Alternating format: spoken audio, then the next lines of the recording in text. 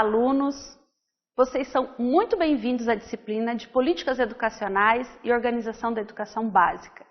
Eu, professora Mara, e a professora Suzy estaremos conduzindo a disciplina de Políticas com vocês.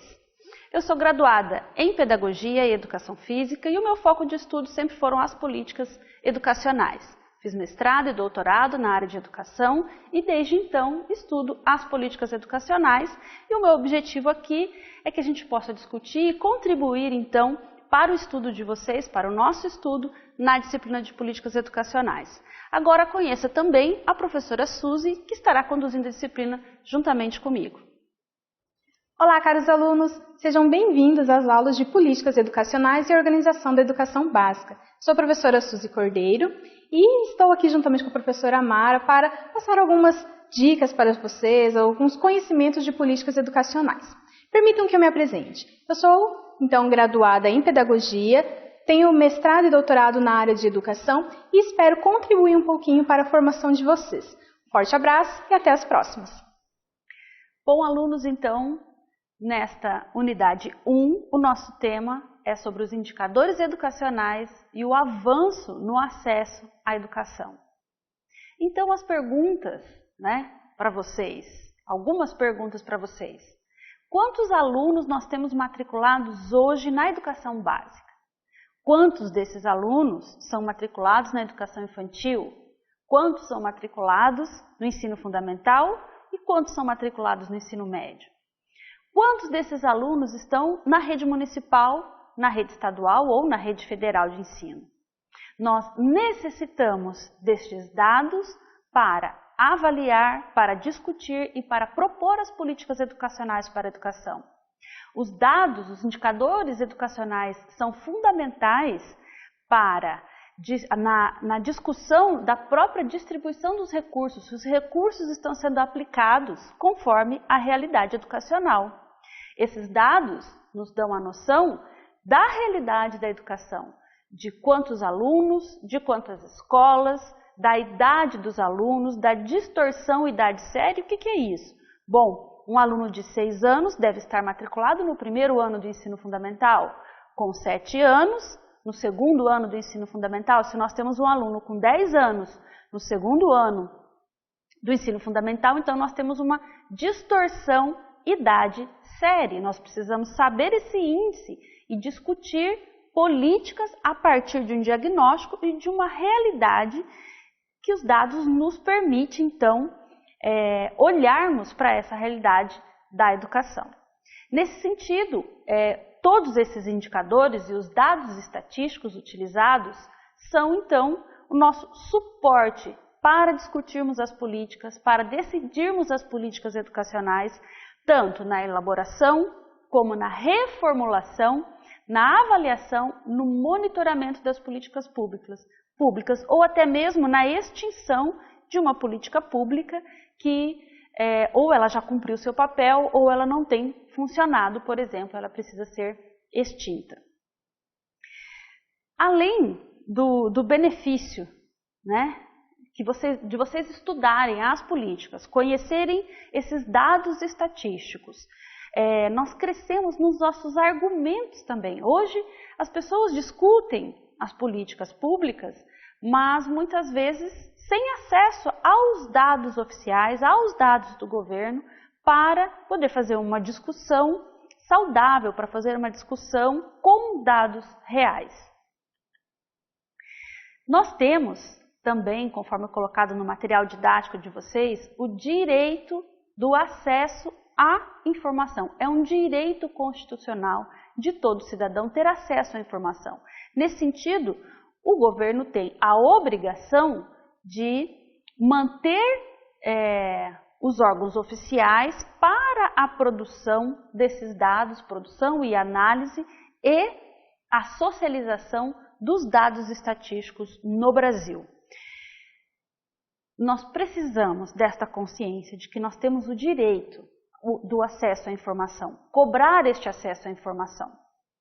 Então, é o artigo 5º da Constituição Federal de 1988 que trouxe este direito à informação. Por isso, quando nós discutimos um órgão, por exemplo, como o IBGE, ele necessita existir, porque como nós vamos então olhar, analisar e programar e rever as políticas educacionais sem os dados concretos para tal análise? Em 2012, o governo criou então, a partir desta discussão da própria Constituição Federal, do acesso do direito à informação, o INDA, que é a Infraestrutura Nacional de Dados Abertos. E criou, a partir disso, um portal nacional de dados abertos, e nós temos dados ali sobre infraestrutura, sobre saúde, sobre educação, sobre o investimento, e nós precisamos acessar esses dados e conhecer esses dados. A política pública, assim como todos os dados que são produzidos pelo governo, partem do princípio da publicidade. Esses dados, esta realidade, todos os dados que são colhidos, necessitam estarem disponíveis para a população. Nós precisamos de todos esses, por exemplo, como nós vamos saber então se nós diminuímos a desigualdade social no Brasil? Através dos dados, nós precisamos da continuidade também desses dados. Como que eu vou saber se nós melhoramos na distorção idade-série? Se nós diminuímos ou aumentamos as matrículas do ensino médio, por exemplo? Então, este princípio é também fundamental para o exercício de cidadania, assim como em toda análise, construção e avaliação das políticas educacionais. Em se falando no direito à informação, dentro do próprio Ministério da Educação, além do que nós falamos do Portal Brasileiro dos Dados Abertos, nós temos órgãos responsáveis especificamente pela avaliação e pela produção desses dados na área educacional. Dentro do Ministério da Educação, que é o órgão maior, nós temos o INEP, que é o órgão, que é o Instituto Nacional de Estudos e Pesquisas Educacionais Anísio Teixeira, que é responsável por todas as avaliações da educação básica e da educação superior. Como já comentamos, o próprio IBGE, Instituto Brasileiro de Geografia e Estatística, e também o IPEA, que é o Instituto de Pesquisa Econômica Aplicada.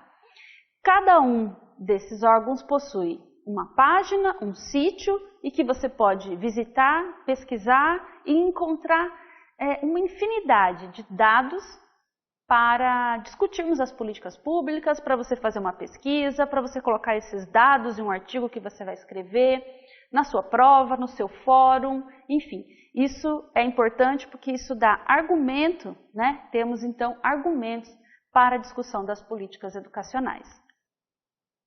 Falando um pouquinho do INEP, que é responsável por todo o processo avaliativo, dentro do INEP nós temos as avaliações da educação infantil, do ensino fundamental, da educação básica, que é o SAEB, que é o Sistema de Avaliação da Educação Básica.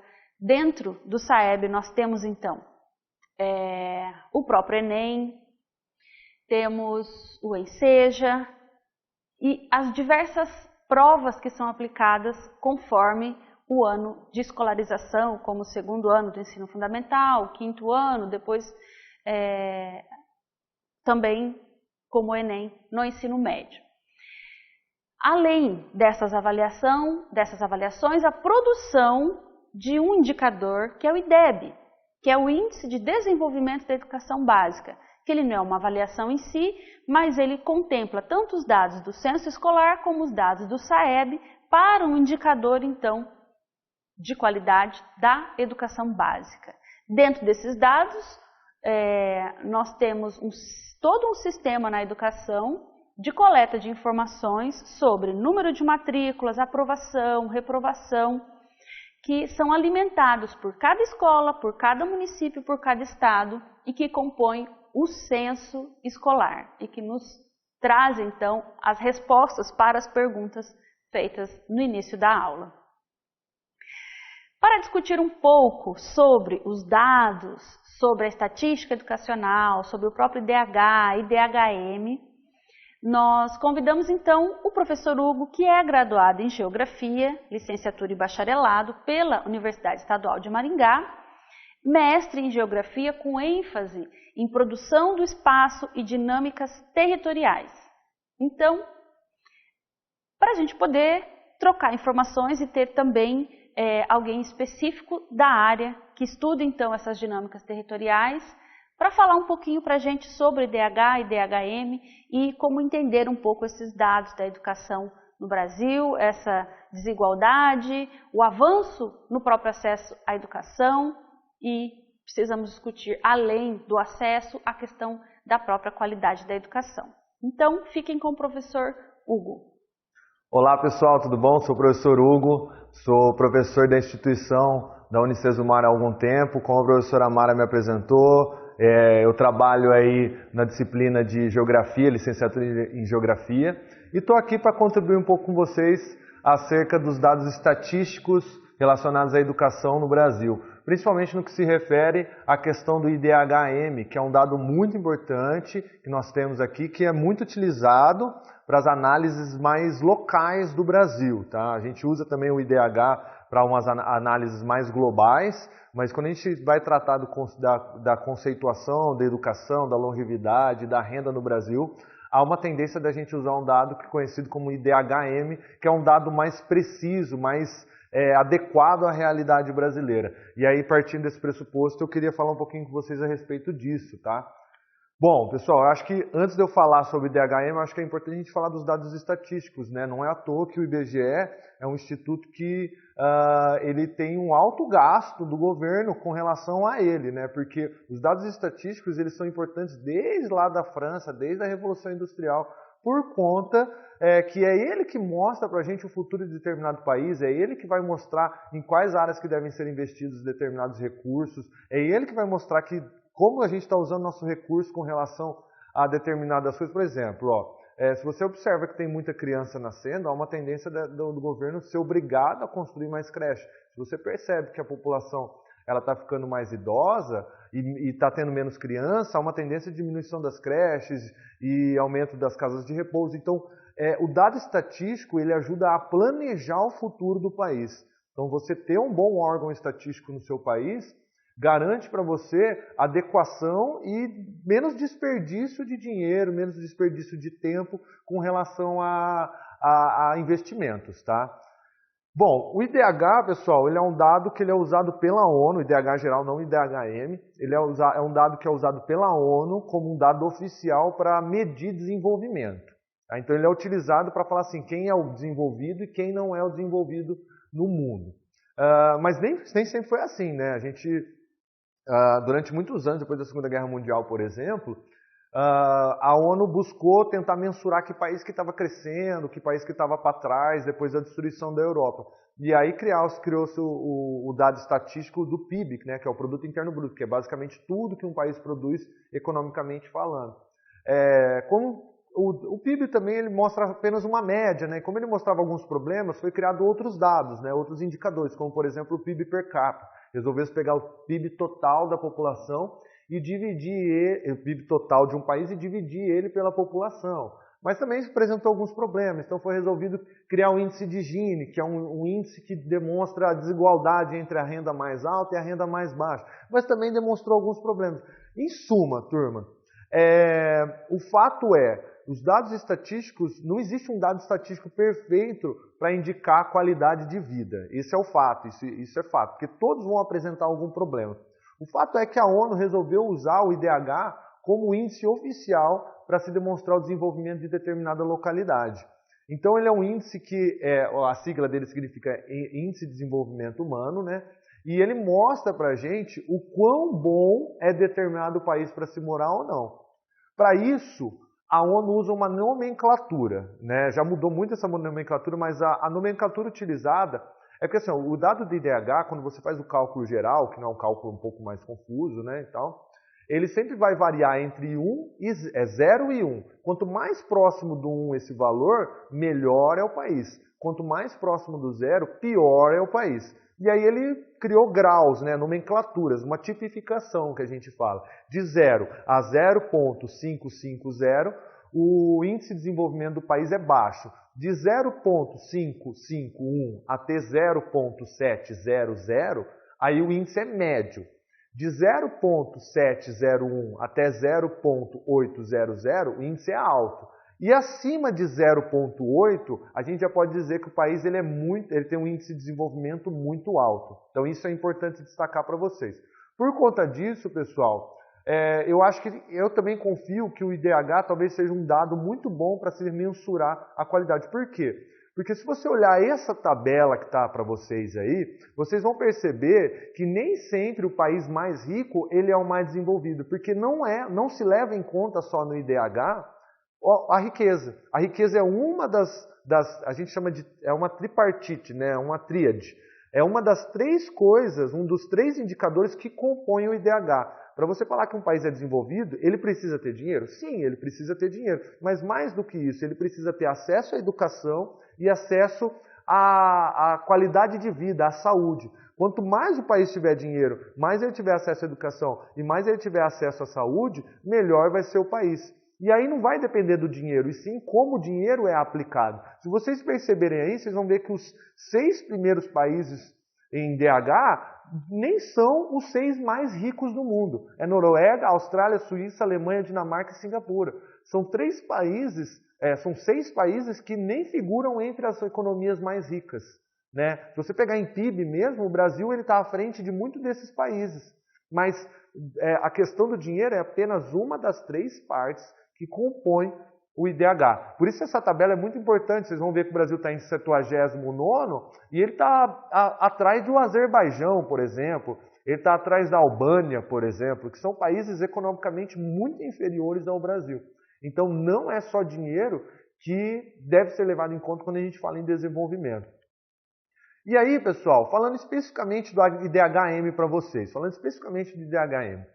O IDHM, pessoal, foi a ideia do IDHM era que o IBGE, né, os órgãos de estatísticas brasileiros, ele conseguisse chegar num dado que fosse mais condizente com a realidade brasileira. Porque quando você vira e fala assim, por exemplo, o Brasil tem, se você olhar no dado estatístico, o Brasil ele tem 0,754 de IDH.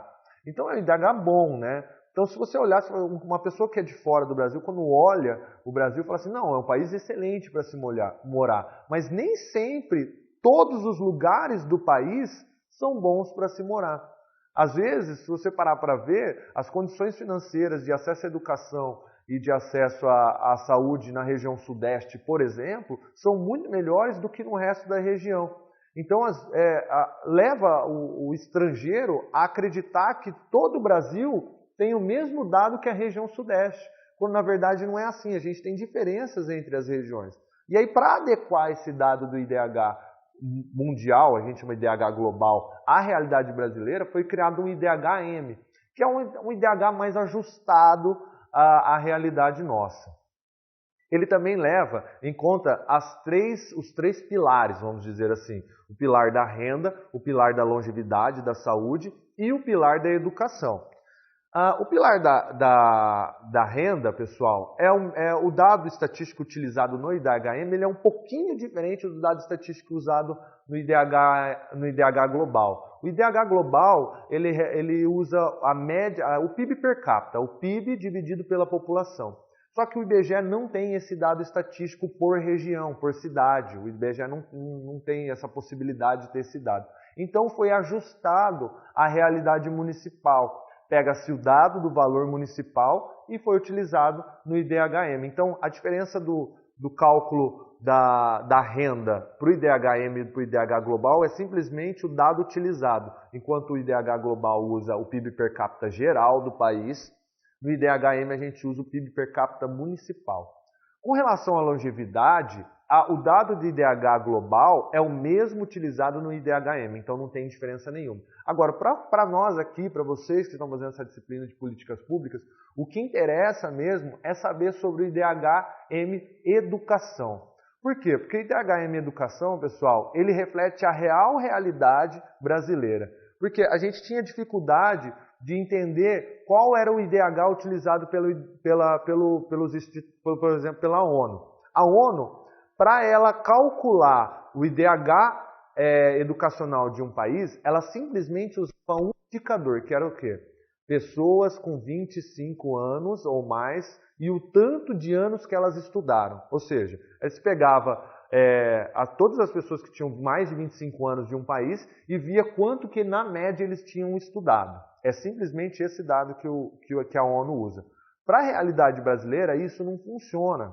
Por que isso não funciona? Porque a gente tem que pensar em dois pilares, o pilar do adulto e o pilar do jovem. Quanto que o adulto estudou e quanto que o jovem está estudando. Por quê? Porque no caso brasileiro, o problema não é nem mais o acesso, isso provavelmente vocês vão ver na disciplina de políticas públicas. Não é o acesso em si à educação, e sim a qualidade da educação e, mais do que isso, né, a questão vamos dizer assim, da idade correta do aluno na série correta. Porque a gente tem muito problema de defasagem, muito problema de repetição de ano no Brasil. Então o IDH global, ele não conseguia mostrar isso para a gente. No IDHM, a gente tenta fazer isso como? A gente não usa aquele dado usado pelo IDH global. A gente não usa essa ideia de 25 anos ou mais em média de estudo. A gente exclui ele. A gente procura dividir em dois grupos. Primeiro, para os adultos, para a gente calcular a média de idade os anos de estudo dos adultos, a gente usa um indicador só, que são pessoas com 18 anos ou mais que completaram o ensino fundamental. Porque na ideia brasileira, as pessoas que completaram o ensino fundamental já têm o fundamental para a vida. Então a gente vê quantas pessoas no Brasil têm mais de 18 anos que têm o ensino fundamental. Ponto. Resolvemos o problema dos adultos. E dos jovens? Aí, como o problema dos jovens é, em si, a frequência correta, né? Porque às vezes você tem um aluno de 17 anos que está no 6º ano. Esse que é um grave problema que você tem no Brasil, apesar do acesso ter ampliado. Então a gente resolveu usar vários dados, que é o quê?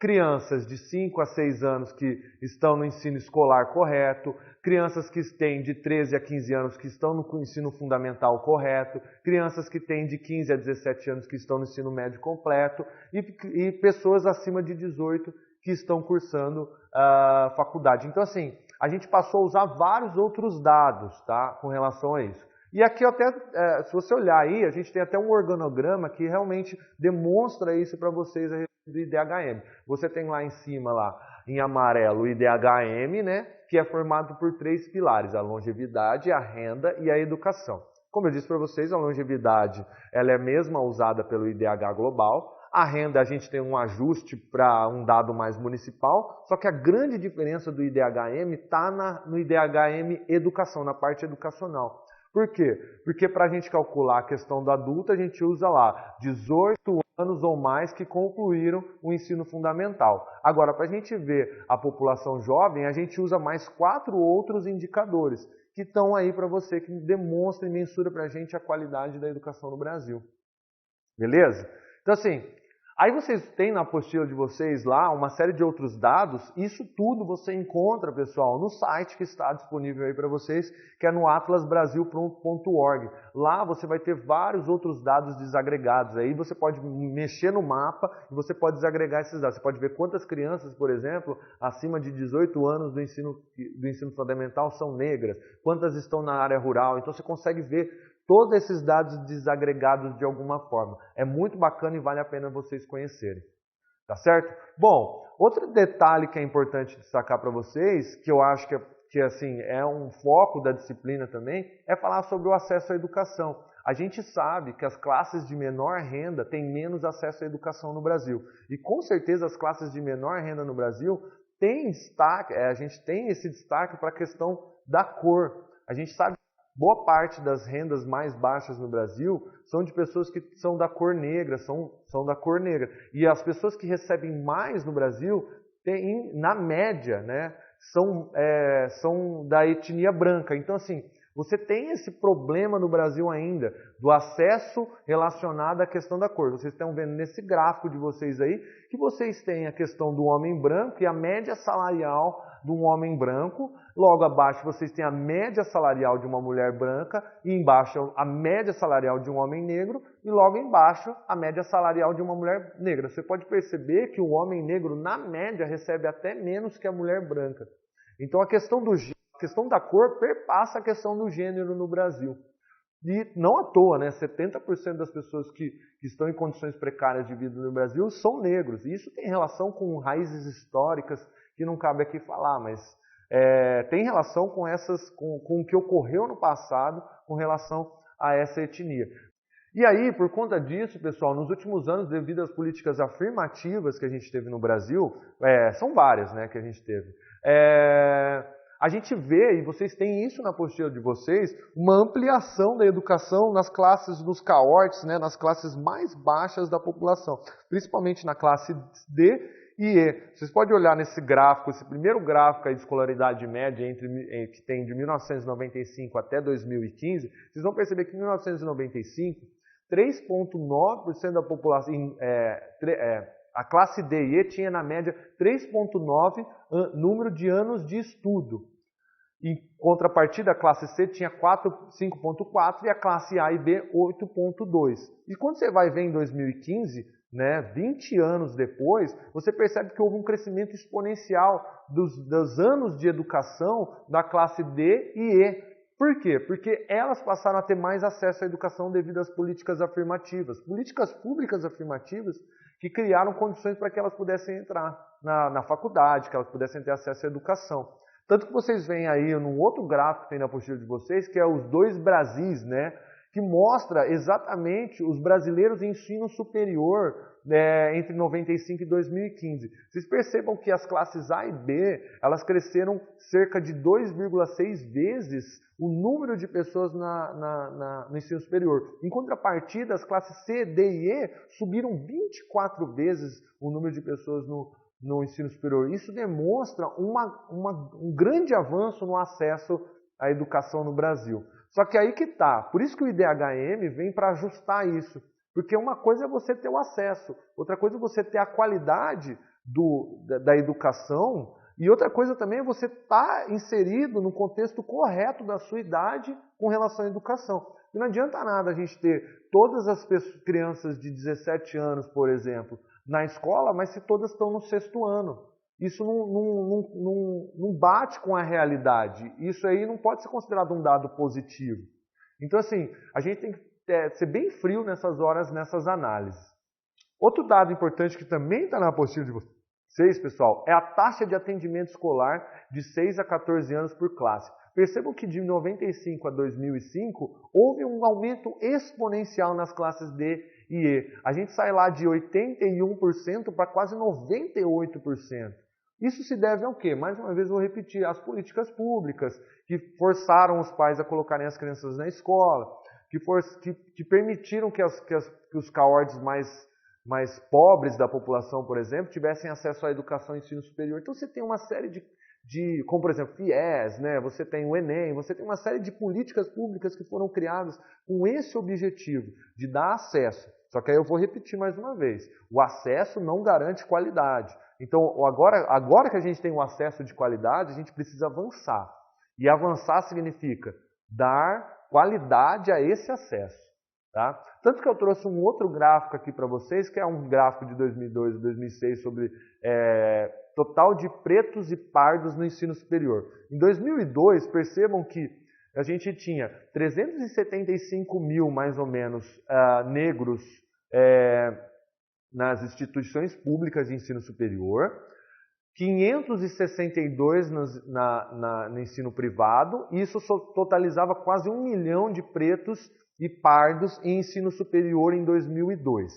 Percebam em cima que mostra o dado de 2006, que a gente tem quase 500 mil, a gente avançou para quase 500 mil no público, só que olha o avanço no particular, na privada. A gente vai para quase 1,3 milhões de pessoas com acesso à educação em instituições privadas de ensino superior, e mais do que isso, né, a gente já salta de quase 1 milhão para 1 milhão e 700 pretos e pardos com acesso à educação. Mas vale lembrar também, né, pessoal, que ainda assim a universidade pública ainda está um pouco restrita à população negra. Ela está mais, as pessoas da cor branca têm mais acesso por conta de terem mais dinheiro para investir na educação básica. Eles conseguem estudar mais anos e conseguem passar no vestibular.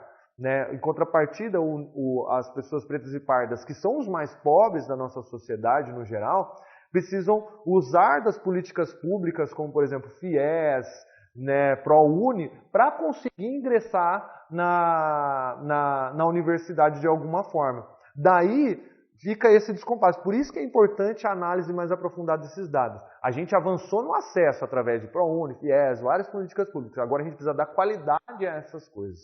Beleza? Fica o convite também de vocês entrar lá no site do Atlas, tá? Da educação. E aqui eu trouxe mais um gráficozinho assim, só para a gente finalizar, que é um gráfico para mostrar para vocês brancos e negros no Brasil, 2004 e 2013. Olha o avanço que a gente teve. Em 2004, 10% da população mais pobre, quase 73% dos 10% mais pobres no Brasil eram negros. Em contrapartida, quase 87% do 1% mais rico do Brasil era branco. Então, assim, os mais ricos, quase 90% eram brancos e dos mais pobres, quase 73% eram negros. E aí, em 2013, a gente teve um leve avanço, né? No sentido de o 1% mais rico do Brasil, ele caiu um pouco dos negros, mas é um leve avanço, é muito pouco. Tá? Ele caiu para 84%, enquanto os 10% mais pobres, houve um aumento dos negros. Então, assim, a gente precisa ainda melhorar a qualidade da educação para que essas pessoas possam ter acesso a mais renda com relação a dados econômicos. E aí fica o convite para vocês, mais uma vez, entrar no Atlas Brasil, lá.org, que ele tem exatamente esse mapa, que é o mapa do IDHM. Se vocês observarem esse mapa que eu estou mostrando para vocês, vocês vão perceber que o IDHM de maior qualidade se concentra na região sudeste, enquanto as regiões norte e nordeste, elas concentram os IDHMs piores. Isso por conta do acesso a políticas públicas de qualidade que levem eles realmente a uma transformação. Fica aqui meu agradecimento à professora Mara por ter ajudado vocês a contribuir aí com as políticas públicas, com o entendimento de alguns dados. E no que precisarem, podem entrar em contato comigo, que eu sempre vou estar disposto para ajudar vocês, beleza? Grande abraço, pessoal. Até mais.